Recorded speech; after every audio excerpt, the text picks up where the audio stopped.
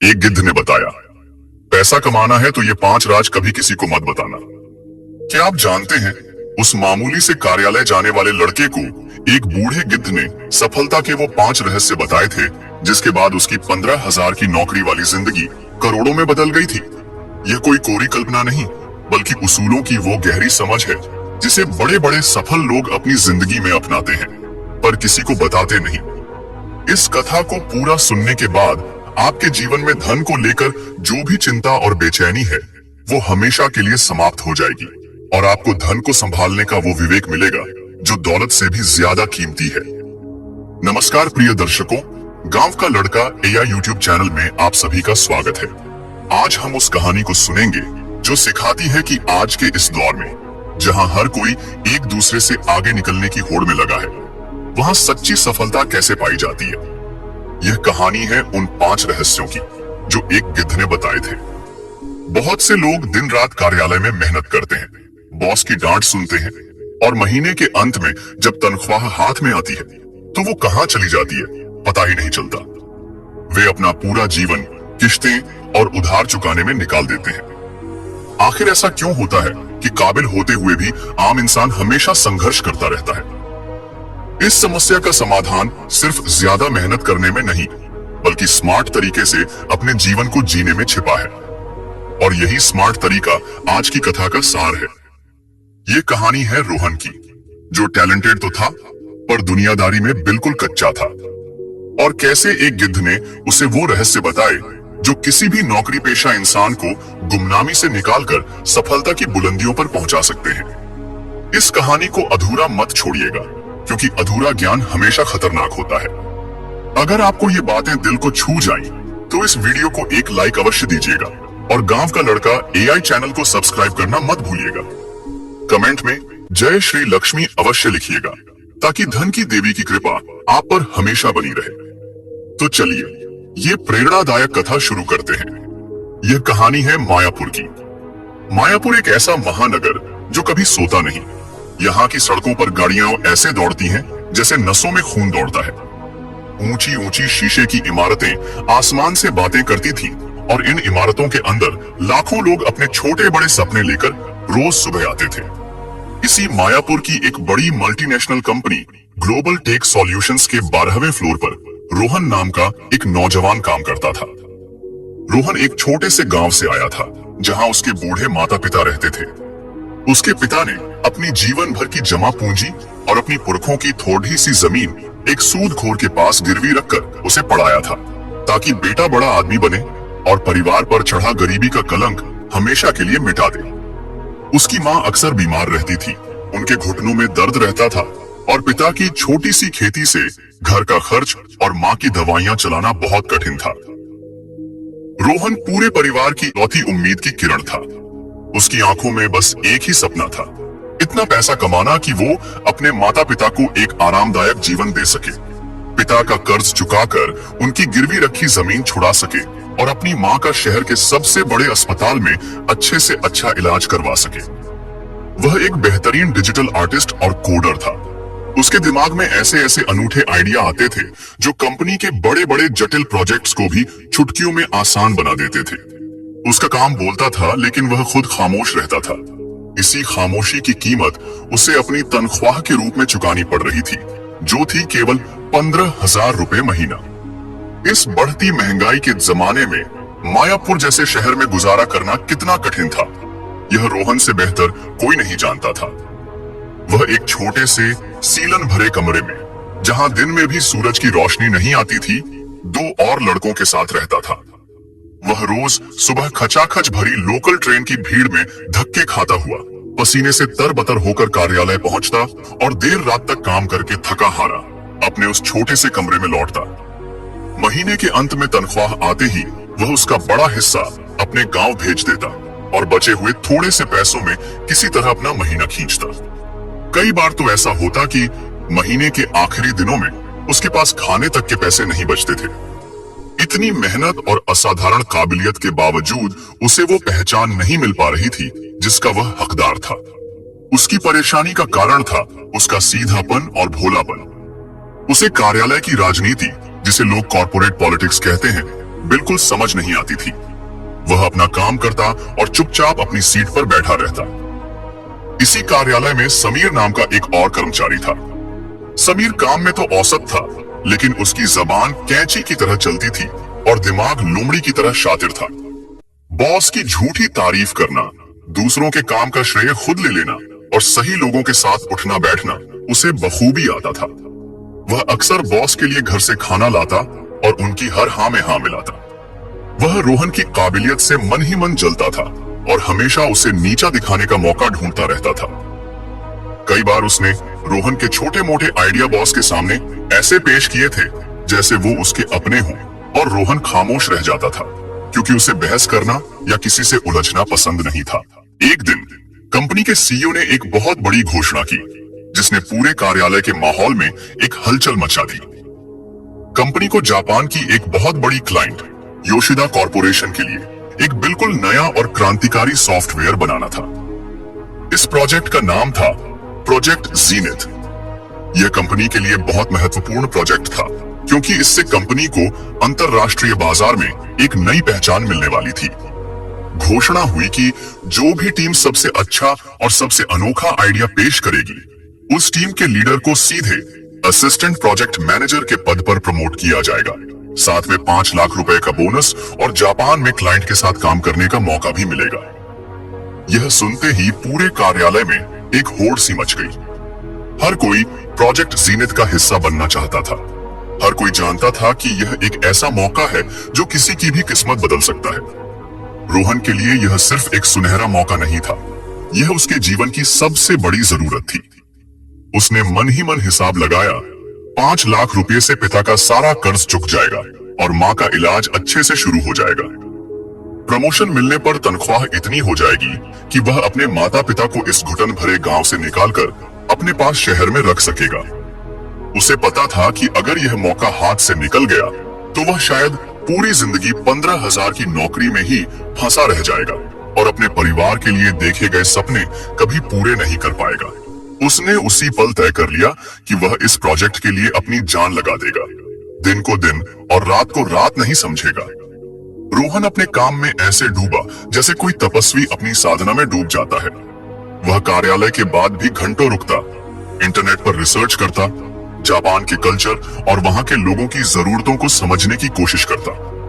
वह अपने छोटे से कमरे में भी, जहां उसके रूममेट्स खर्राटे भर रहे होते, एक छोटे से टेबल लैंप की पीली रोशनी में अपने लैपटॉप पर लगा रहता। उसने चाय और बिस्कुट पर कई रातें गुजार दी। उसने एक ऐसा क्रांतिकारी आइडिया सोचा था जो आज तक किसी ने नहीं सोचा था। उसने एक ऐसा यूजर इंटरफेस डिजाइन किया जो न सिर्फ दिखने में खूबसूरत था, बल्कि चलाने में इतना आसान था कि कोई बच्चा भी उसे इस्तेमाल कर सकता था। उसने आर्टिफिशियल इंटेलिजेंस का इस्तेमाल करके एक ऐसा फीचर बनाया था जो यूजर की जरूरतों को पहले ही समझ लेता था। उसने अपनी आत्मा, अपनी नींद, अपना चयन, सब कुछ इस प्रोजेक्ट में झोंक दिया था। समीर भी इस रेस में था, लेकिन उसके दिमाग में कोई नया आइडिया नहीं आ रहा था। उसने रोहन को देर रात तक काम करते तो समझ गया कि रोहन जरूर कुछ बड़ा कर रहा है। वह दोस्ती का मुखौटा पहनकर रोहन के पास पहुंचा और बड़ी मीठी मीठी बातें करने लगा। भाई, तुम बहुत मेहनत कर रहे हो, अकेले अकेले सब कुछ करोगे क्या? कोई मदद चाहिए तो बताना, हम दोस्त हैं। रोहन उसके झांसे में आ गया। उसे लगा कि समीर बदल गया है और वाकई उसकी मदद करना चाहता है। उसने अपनी कुछ बेसिक बातें उससे साझा कर ली। समीर ने जब रोहन का शुरुआती डिजाइन देखा तो उसकी आंखें खुली की खुली रह गईं। वह समझ गया कि इसके सामने कोई नहीं टिक सकता। उसने उसी पल रोहन को बर्बाद करने का फैसला कर लिया। प्रेजेंटेशन से एक रात पहले जब रोहन अपने काम को फाइनल टच दे रहा था और उसकी आंखें नींद से बोझिल हो रही थी, समीर उसके पास एक कप कॉफी लेकर आया और बोला, रोहन, तुम बहुत थक गए हो, जाओ 5 मिनट के लिए अपनी आंखें बंद कर लो या कैंटीन से कुछ खाकर आओ, मैं तुम्हारे लैपटॉप का ध्यान रखता हूं। रोहन को उसकी बातों में चिंता दिखी और वह उस पर विश्वास कर बैठा। जैसे ही रोहन अपनी सीट से उठा और बाहर गया, समीर ने अपने असली रंग दिखाए। उसने चुपके से अपनी पेन ड्राइव लगाई और रोहन की सारी मेहनत, सारी फाइलें, डिजाइन और कोड कॉपी कर लिए। लेकिन वह जानता था कि हूबहू कॉपी करने पर वह पकड़ा जाएगा। इसलिए उसने एक और घटिया चाल चली। उसने रोहन की ओरिजिनल प्रेजेंटेशन फाइल में एक छोटा सा वायरस डाल दिया, जिससे फाइल ऊपर से तो ठीक दिखती थी, पर प्रेजेंटेशन के समय बीच बीच में अटक जाती और कुछ जरूरी स्लाइडें अपने आप डिलीट हो जाती। अगले दिन कॉन्फ्रेंस हॉल में कंपनी के सारे बड़े अधिकारी और सीईओ बैठे थे। माहौल में एक तनाव और उत्सुकता थी। एक एक करके सभी टीमें अपना आइडिया दिखा रही थी। समीर ने रोहन के आइडिया से चुराए हुए कुछ हिस्सों को तोड़ मरोड़ कर और अपने कुछ बेजान आइडिया के साथ मिलाकर पेश किया, जो किसी को पसंद नहीं आया। फिर रोहन की बारी आई। वह पूरे आत्मविश्वास के साथ स्टेज पर गया। उसे अपनी मेहनत पर पूरा भरोसा था, लेकिन जैसे ही उसने प्रेजेंटेशन शुरू की, सब गड़बड़ होने लगा। स्लाइडें अपने आप बदल रही थीं, डिजाइन बिगड़ा हुआ दिख रहा था और सबसे जरूरी हिस्सा, जिसमें उसने अपना सबसे अनोखा फीचर समझाया था, वो खुला ही नहीं। रोहन का चेहरा पसीने से भीग गया। वह घबराहट में कुछ बोल नहीं पाया। सब लोग उस पर हंसने लगे। कुछ लोग कानाफूसी करने लगे कि इतनी बड़ी जिम्मेदारी के लिए यह लड़का कितना गैर जिम्मेदार है। समीर अपनी सीट पर बैठा मन ही मन बहुत खुश हो रहा था। उसे लगा कि उसने रोहन को हमेशा के लिए खत्म कर दिया है, लेकिन रोहन ने हार नहीं मानी थी। उसके दिमाग में बिजली की तरह एक ख्याल कौंधा। उसे अचानक याद आया कि उसने रात को काम खत्म करने के बाद सारी फाइलों का एक बैकअप अपनी पर्सनल ईमेल पर भी भेजा था, यह सोचकर कि अगर लैपटॉप खराब हो गया तो क्या होगा। उसने हिम्मत करके बॉस से 2 मिनट का समय मांगा। बॉस ने गुस्से में उसे देखा, लेकिन उसकी आंखों में आत्मविश्वास देखकर मान गए। उसने जल्दी से अपने फोन से लॉग इन किया और सही फाइल को प्रोजेक्टर से कनेक्ट कर दिया, और फिर जो हुआ उसने पूरे कॉन्फ्रेंस हॉल का माहौल बदल दिया।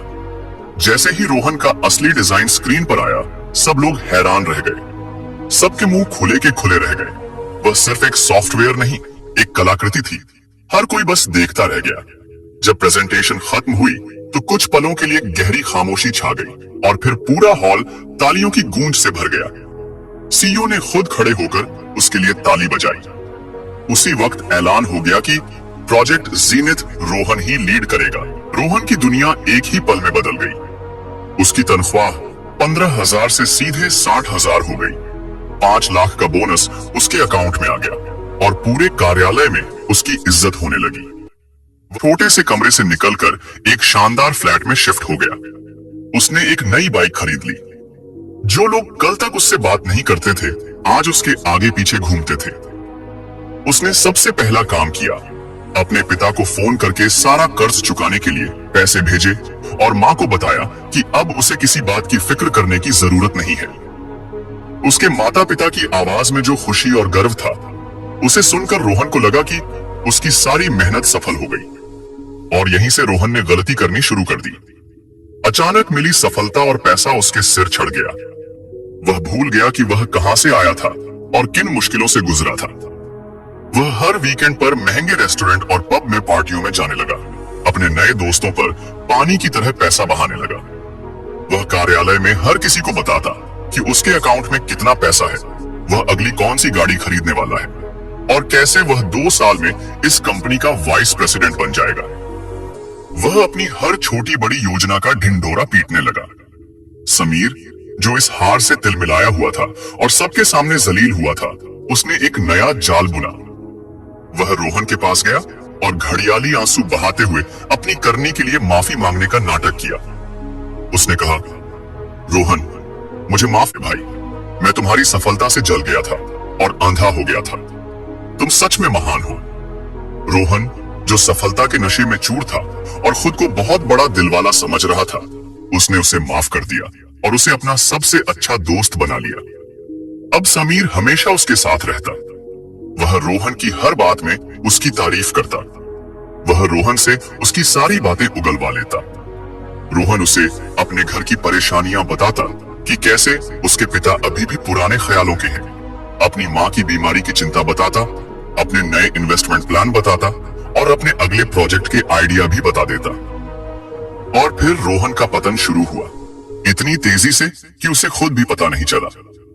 समीर ने रोहन के अगले प्रोजेक्ट का आइडिया बॉस को ऐसे पेश किया जैसे वह उसका अपना हो, और उसे उस प्रोजेक्ट की वाहवाही मिल गई। जिन दोस्तों की सलाह पर रोहन ने शेयर बाजार में पैसा लगाया था, वे सब धोखेबाज निकले और उसका सारा बोनस डूब गया। वह पार्टियों और दिखावे में इतना व्यस्त हो गया कि प्रोजेक्ट जीनित पर ध्यान ही नहीं दे पाया। काम की क्वालिटी गिरने लगी, क्लाइंट की शिकायतें आने लगी और एक दिन बॉस ने उसे अपने केबिन में बुलाया और उसके हाथ में टर्मिनेशन लेटर थमा दिया। रोहन के पैरों तले जमीन खिसक गई। उसकी नौकरी चली गई, उसकी बचत खत्म हो गई और उसके झूठे दोस्त भी उसे छोड़कर चले गए। वह वापस सड़क पर आ गया, बल्कि पहले से भी बुरी हालत में, क्योंकि अब उस पर बाइक और घर का कर्ज भी था। वह पूरी तरह टूट चुका था। वह अपने माता पिता को फोन करके यह बताने की हिम्मत नहीं जुटा पा रहा था। उसे अपनी ही नजरों में शर्म आ रही थी। एक रात वह अपनी सारी निराशा और हताशा में शहर के बाहर एक अधबनी वीरान बिल्डिंग की छत पर जाकर बैठ गया। नीचे शहर की रोशनियां चमक रही थीं, जो उसे चिढ़ा रही थी। उसके मन में आत्महत्या करने का ख्याल आ रहा था। वह सोच रहा था कि ऐसी जिंदगी का क्या फायदा, जहां वह अपने माता पिता के सपनों को भी पूरा नहीं कर सका। तभी उसे अपने पास एक खुरदुरी सी आहट सुनाई दी। उसने मुड़कर देखा तो उसके रोंगटे खड़े हो गए। वहां कुछ ही दूरी पर एक विशाल बूढ़ा गिद्ध बैठा था। उसके पंख धूल में सने थे और उसकी बूढ़ी आंखें अजीब सी खामोशी से उसे ही देख रही थीं, जैसे वे उसके अंदर तक झांक रही हों। रोहन गुस्से और डर में चिल्लाया, भागो यहां से, क्या तुम भी मेरे मरने का इंतजार कर रहे हो? गिद्ध अपनी जगह से हिला भी नहीं। तभी एक गहरी, शांत और इंसानी आवाज उस वीरान छत पर गूंजी, मैं तुम्हारे मरने का नहीं, तुम्हारे जागने का इंतजार कर रहा हूं, मूर्ख। मैं तो यह देखकर हैरान हूं कि जिस इंसान के दिमाग में करोड़ों के आइडिया हैं, वह कुछ कागज के टुकड़े खो देने पर अपनी जान देने चला है। रोहन हक्का बक्का रह गया। उसने कांपते हुए पूछा, तुम बोल सकते हो? गिद्ध बोला, मैं सिर्फ बोल नहीं सकता, मैं वो सच भी देख सकता हूं जो तुम अपनी आंखों से नहीं देख पाए। तुमने नौकरी नहीं खोई है, तुमने अपना विवेक खोया है। पैसा कमाना एक हुनर है, पर उसे बचाना और संभालना एक साधना है। तुम इस साधना में हार गए। रोहन की आंखों से आंसू बहने लगे। उसे अपनी सारी गलतियां एक फिल्म की तरह याद आने लगी। वह गिद्ध के पास गया और हाथ जोड़कर बोला, हे ज्ञानी, आप सच कह रहे हैं, मुझसे बहुत बड़ी भूल हुई, कृपया मेरा मार्गदर्शन करें। तब उस बूढ़े गिद्ध ने उसे सफलता और जीवन के वो 5 रहस्य बताए, जिन्हें जानने के बाद किसी भी इंसान की तकदीर बदल सकती है। उस वीरान छत पर शहर की चकाचौंध से दूर उस बूढ़े गिद्ध ने रोहन को जो ज्ञान दिया, वह किसी भी किताब या विश्वविद्यालय में नहीं सिखाया जाता। यह जीवन के अनुभव का निचोड़ था। गिद्ध ने अपनी गहरी और स्थिर आवाज में कहना शुरू किया, पहला रहस्य, अपनी कमाई का रहस्य। गिद्ध बोला, हे युवक, आज की दुनिया का पहला और सबसे जरूरी नियम यह है कि अपनी तनख्वाह, अपना बोनस, अपनी असली आर्थिक स्थिति कभी किसी को पूरी तरह मत बताओ। न अपने सबसे करीबी दोस्त को, न ही कार्यालय के सहकर्मियों को। जब लोग तुम्हारी सही कमाई जान जाते हैं तो उनका व्यवहार बदल जाता है। अगर तुम कम कमाते हो तो वे तुम्हें कम आंकेंगे, और अगर तुम ज्यादा कमाते हो तो या तो वे तुमसे जलेंगे या फिर हर दूसरे दिन तुमसे उधार मांगने आ जाएंगे। दोनों ही सूरतों में तुम्हारे रिश्ते और मन की शांति भंग होगी। अपने पैसे को अपनी ताकत बनाकर रखो, दिखावे की चीज बनाकर उसे खत्म मत करो। दूसरा रहस्य, अपनी योजनाओं का रहस्य। गिद्ध ने कहा, तुम अपनी नौकरी छोड़कर अपना काम शुरू करना चाहते हो, तुम कोई नया कोर्स करके अपनी स्किल बढ़ाना चाहते हो, या तुम अपने बॉस के सामने कोई नया आइडिया रखने वाले हो। इन बातों को तब तक रहस्य रखो जब तक वे पूरी न हो जाए। जब तुम अपनी योजनाओं का पहले ही ढिंढोरा पीट देते हो तो तुम्हारे दुश्मन तुम्हारे रास्ते में रोड़े अटकाने की तैयारी कर लेते हैं, और अगर किसी कारण से तुम असफल हो गए तो यही लोग तुम्हारी नाकामी का जश्न मनाते हैं। खामोशी से मेहनत करो, तुम्हारी कामयाबी को ही शोर करने दो। तीसरा रहस्य, अपने घर की कलह का रहस्य। गिद्ध ने समझाया, अपने घर के झगड़े, अपने माता पिता के साथ मनमुटाव या अपनी निजी जिंदगी की परेशानियों का जिक्र कभी भी कार्यालय में या बाहर के लोगों से मत करो। लोग तुम्हारी कहानी को बड़े चाव से सुनेंगे, तुम्हें झूठी हमदर्दी दिखाएंगे, लेकिन पीठ पीछे वे इसे गॉसिप का विषय बना देंगे।